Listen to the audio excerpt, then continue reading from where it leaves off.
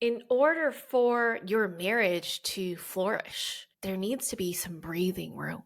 Not only is it good for you to have things outside of your marriage, like hobbies, friendships, interests, whether that be your career choice, volunteer stuff, helping out at school, or whatever it is, that all benefits your marriage. It brings in freshness, things for you to talk about. It adds perspective into your life other than just what exists between the walls of your home. It also creates this concept of what's called interdependence versus codependence. Welcome to the Marriage and Motherhood Podcast. I'm your host, Michelle Perda. As a marriage coach who's married with 3 kids, I know how much parenthood could change a marriage. If flirting, laughing, and having fun together feels like a thing of the past, then I'm here to teach you that marriage doesn't have to feel so hard with your parents, and your marriage can thrive even when you're in the season of raising kids. Whether you're in a good place in your marriage and you just want to continue growing together, or you're wondering if you even like your spouse anymore, this podcast has something for you. Join me here each week as we dive into what it takes to help your marriage grow, and maybe even do a 180. You'll learn ways to handle conflict better, bring that spark back into your relationship, as well as learn how to improve other areas of your life from my lovely guest experts. Are you ready for the next stage of your life and marriage? Let's dive in. Hello. Welcome back to another episode of the Marriage and Motherhood Podcast. This episode is for those who are really struggling in their marriage. Things feel really hard, and you just feel like you are laser focused on fixing your marriage. And it seems like nothing else exists in this time. That's the only important thing. And everything that you do is in an effort to try and repair things, to improve things. And what I am going to suggest to you may seem a little odd, but I promise you that it will do so much for your marriage. Okay? Did you know that prioritizing your own happiness can actually do so much to strengthen your marriage? I have noticed a trend in my clients, current and past, that the ones who didn't have, quote unquote, their own life, they didn't prioritize nurturing their friendships, they did not prioritize their own self-care, they didn't take time to themselves, they were the ones that put a lot of pressure onto their marriage, needing to improve every single day. And you know what I noticed in their marriage?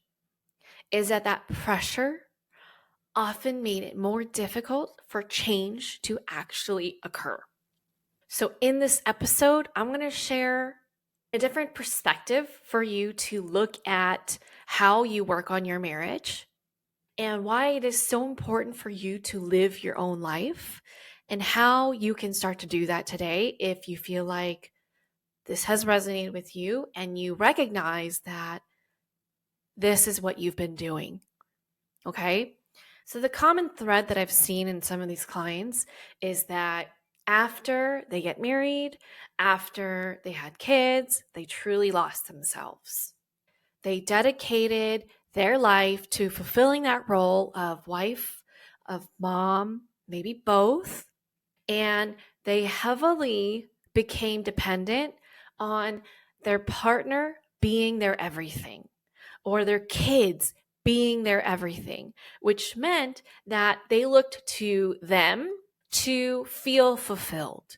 And so if things weren't going well, then their whole life was shattered.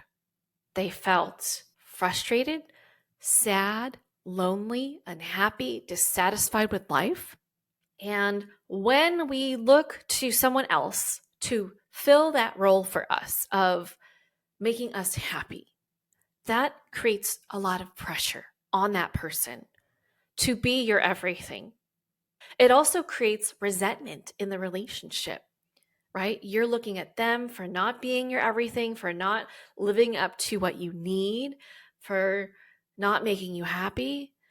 They feel pressure. They feel resentful that you're expecting them to be your everything when really they're just trying to live their own life and tend to their needs and deal with their stressors. And so, in order for your marriage to flourish, there needs to be some breathing room. Okay. Not only is it good for you to have things outside of your marriage, like hobbies, friendships, interests, whether that be your career choice, volunteer stuff, helping out at school, or whatever it is, that all benefits your marriage. It brings in freshness, things for you to talk about. It adds perspective into your life other than just what exists between the walls of your home. It also creates this concept of what's called interdependence versus codependence. Our goal is to work towards interdependence if that's not already what you have, okay? Interdependence means that we are all in charge of ourselves. We have autonomy. We have mutual respect for each other. We support each other. While codependency is more of a toxic dynamic that you can have with someone where one person or both people or group of people rely excessively on each other to the detriment of their own well being. There's no boundaries. There's a lot of enabling going on. There's a loss of self. There's a lot of like enmeshment going on. And there's a lot of dependence. Like, if you don't do this, I'm going to be really upset. And it's a lot of blaming happening. But when we have our own things going on, like for example, I'm so happy to say that I have my own hobbies and I have my own interests. I couldn't tell you that years ago. I couldn't say that I had any hobbies other than cooking, right? But now I play tennis with a really great group of ladies here in my neighborhood. I've got friends that I'm consistently checking in on and hanging out with and relating to. And I've got my kids and I've got my marriage and I have marriage coaching. And so I have a lot of different aspects to my life that aren't just my marriage and my kids. And by having all of these things, it gives me so much more energy. It gives me so much more life. And I feel like I have more to give to my kids, to my spouse, because I have that going for me. I am not relying on my husband to do all these romantic things, to be this type of way, to check off boxes in order for me to be happy.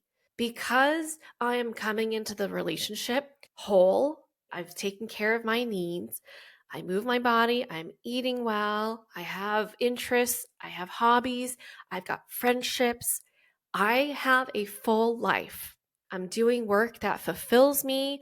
And so anything he does that's extra, beyond being a friend, beyond being a supportive co parent, and beyond being a supportive partner, is bonus for me. Okay? He is not the most romantic person. Honestly, ever since we had kids, we haven't really had as much energy and time to think ahead and surprise each other like we used to. And if I didn't have any of that stuff going on, I probably would expect him to do all these things to bring life into the relationship. But because I have all of these things going on, I don't. And honestly, I don't care. And I am more willing to share with him if something's important to me, to give him a heads up so that he knows, oh, this would really make her happy. And the clients that I have worked with who maybe lost touch with their friends, aren't taking care of their health, aren't taking care of their well being by having interests. They don't have anything else to focus on but the marriage. And so when the marriage feels broken, it's like taking a microscope 10x to every little thing that's going wrong. So the impact that it has on them feels very extreme. But while working with them and helping them discover new things to do for themselves, like one client, she started walking every day. That relieved pressure. She no longer looked at her husband like, how come you get to go exercise all the time? How come you get to go hang out with your friends all the time, but I can't? How come while I'm working on the marriage, you're doing those things? It is very easy to look at that situation without that additional context and be like, yeah, what the hell?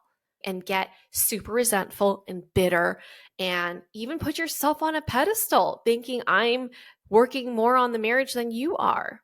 But once she started reconnecting with her friends, once she started going on daily walks, that changed a lot for her.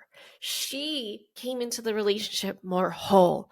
She felt more taken care of because she was caring for herself.